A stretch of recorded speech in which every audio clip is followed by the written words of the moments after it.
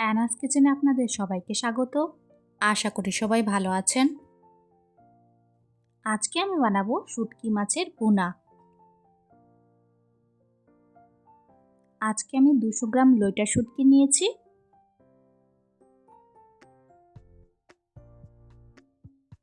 মাছগুলো ভালো করে সেদ্ধ করে নেব।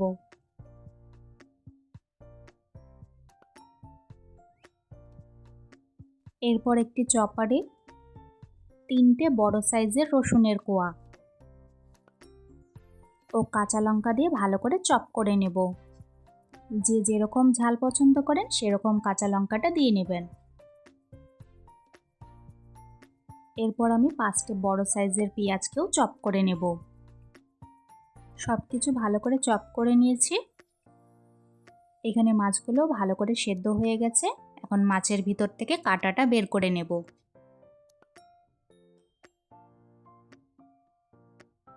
আজকের রেসিপিটা যদি আপনাদের ভালো লাগে আমার চ্যানেলটিকে লাইক শেয়ার সাবস্ক্রাইব করে আমার পাশে থাকবেন।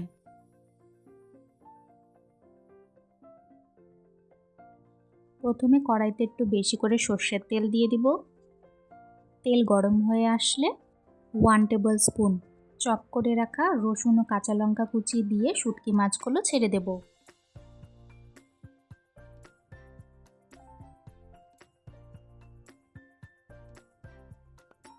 এখন ভালো করে নাড়াচাড়া করে ভেজে নেব।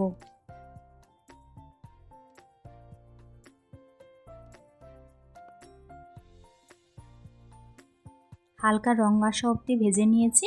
এখন একটি বাটিতে তুলে রাখবো।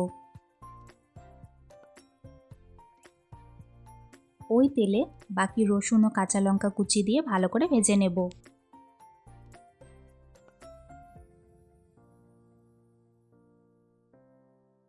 দু মিনিট মতন ভেজে নিয়ে পেঁয়াজ কুচি দিয়ে দিব।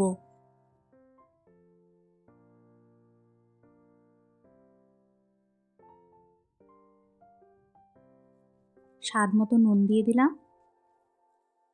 1 চামচ হলুদ গুঁড়ো, লঙ্কা গুঁড়ো ও 1 টিস্পুন ধনে গুঁড়ো। মশলাগুলো দিয়ে ভালো করে নাড়াচাড়া করে নেব ও সামান্য একটু জল দিয়ে দিব।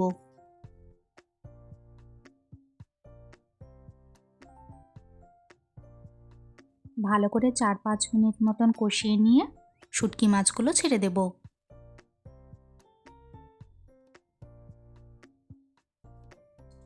ভালো করে সব কিছু মিশিয়ে নিয়ে কষিয়ে নেব।